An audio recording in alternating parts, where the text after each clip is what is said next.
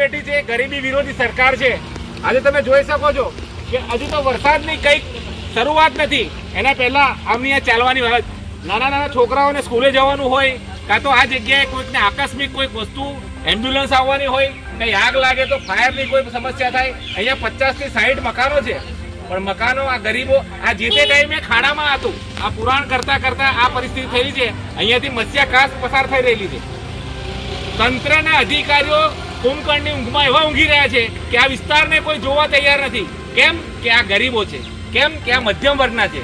આ લોકોની અવાજને સાંભળવા માટે કોઈ તૈયાર નથી। ત્યારે આજે અમે કોંગ્રેસ પરિવાર તરફથી વડોદરા શહેરના પ્રમુખ, વિરોધ પક્ષના નેતા, અમારા પૂર્વ મંત્રી શ્રી ભીખાભાઈ રબારી કાકા અને અમે તમામ કોંગ્રેસ પરિવારજનોએ આ રહીશોની મુલાકાત લીધી છે અને તાત્કાલિક આ વિસ્તારની કામગીરી જે હોય, અહીંયા જે કંઈક રસ્તાની કામગીરી હોય કે અહીંયા જે પણ અડચણો આવતી હોય એ અડચણો દૂર કરવા માટેની અમે ડેપ્યુટી કમિશનર સાહેબશ્રીને અમારા વિરોધ પક્ષના નેતાએ ટેલિફોનિક રજૂઆત કરેલી છે અને જો નહીં કરવામાં આવે તો આવનાર દિવસોની અંદર આ જગ્યાએથી આ રહીશોની સાથે આંદોલન કરવામાં આવશે।